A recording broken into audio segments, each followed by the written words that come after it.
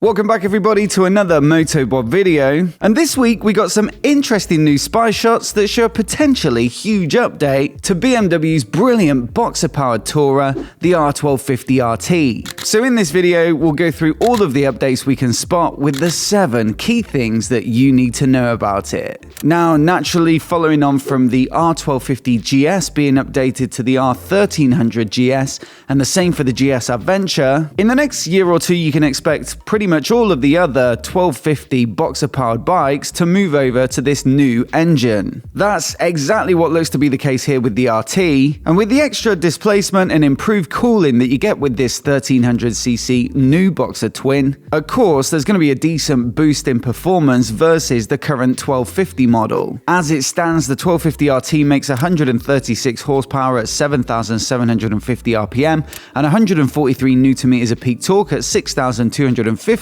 but the 1300GS makes 145 horsepower at 7,750 RPM, so that's 9 more horsepower peak, and 149 Nm at 6,500 RPM, so an extra 6 Nm of peak torque. I'd expect the exact same performance figures in the RT as the GS there, and it should give you a nice improvement in acceleration out on the road, because in my experience the 1300GS did feel quite a bit more lively than the 1250 equivalent out on the road, so definitely good news for RT fans who like to get a move on. Now, along with the extra oomph that BMW managed to get out of this engine, they also improved the packaging a bit as well, so they made it more compact and also a little bit lighter, and there were weight savings on the chassis as well, so a new sheet metal frame that uses the engine as a stress member, and also a brand new cast aluminium subframe. Now admittedly the RT in these pictures is a bit more covered up with fairings, so it's a little harder to make out, but I'd be very surprised if it didn't at least get a very similar structure when it comes to the chassis construction.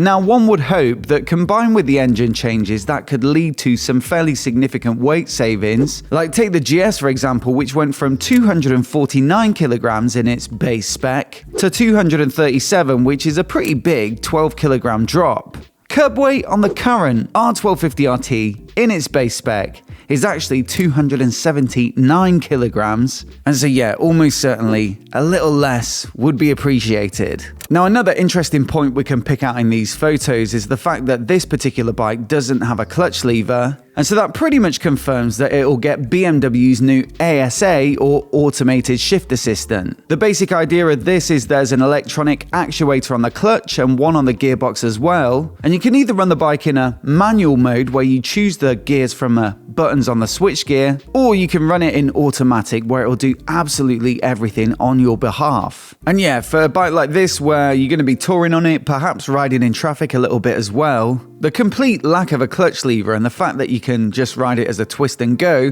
might be quite appealing to some potential buyers. Now, this tech is going to be more and more common over the next couple of years because you've also had similar systems from KTM and Yamaha announced, and that's on top of the existing dual clutch transmission system that Honda have offered for many years, and also more recently their e-clutch bikes. And look, for me, I think if I was riding in a more dynamic, engaging way, a sort of sporty weekend ride, I'd still probably prefer the sort of satisfaction and engagement of a regular mechanical manual shift. But yeah, I can see how it makes sense on a big tourer like this where you're basically trying to eat up the miles as quickly as possible in as much comfort as possible. But as always, I'd love to hear your thoughts, so do let me know down in the comments whether, if you were buying a new R1300RT, you'd spec up ASA or not. Now, another area of the R1300GS that got a fairly major overhaul was the suspension, so it's got their new Evo telelever system at the front end, and also the electronic suspension package called DSA, or Dynamic Suspension Adjustment, got a pretty interesting new feature as well. You see, previously, along with pretty much all other semi-active suspension systems on the market, DSA constantly adjusted damping to try and match the current riding conditions and style. But look, with this new version, it's actually got an additional reservoir on the shock at both the front and rear, and this can open and close basically in an instant, and what it effectively does is changes the spring rate. This means you've got a much bigger range of adjustability, and so BMW say it's especially beneficial at varying levels of load. So if you're potentially riding with full luggage, a passenger, or maybe just the passenger, or maybe just the luggage, or maybe sometimes solo, this is an automatic, electronically adjustable suspension system that's much more likely to find the optimal setting for all those different scenarios. So almost certainly, with the nature of this bike being a tourer, I'm expecting to see the same suspension upgrades here. Now, on the previous generation R1250RT, you did have the option of a radar at the front end, which opened up active cruise control, and I think I'm right in saying it was one of the first bikes on the entire motorcycle market to be made available with such tech. And again, in these spy shots, you've got radars both front and rear, and it would make complete sense for it to get the latest and greatest in terms of BMW's capabilities with this sort of hardware. You see, recently there was a massive update announced for the R1250 GS Adventure becoming the R1300 GS Adventure, and not only does it get the active cruise control if you pay to spec that package up, front collision warnings and blind spot warnings, but also a new feature called rear collision warnings, which will flash both of the rear indicators quickly if it detects from the rear radar that there's a vehicle approaching a little too hastily. For me, it's a really smart safety feature that could help to avoid a fairly nasty collision. And so again, I'd be more than happy to have it on a touring bike like this, where you may be occasionally riding in less than ideal visibility. Now, both the 1300 GS and the 1300 GS Adventure,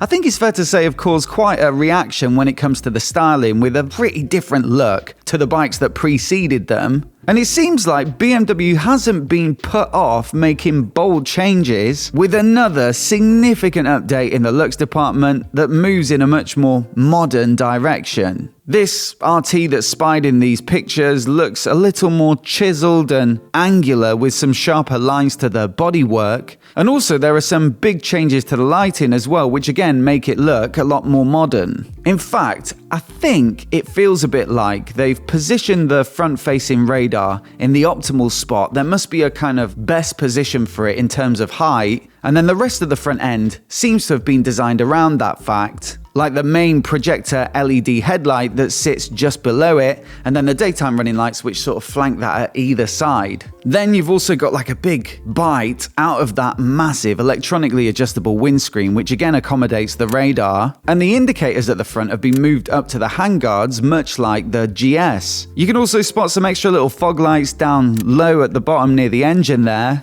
And then the back end is also new, of course, with some pretty clean looking LED tail lights. And I gotta say, I don't think the current RT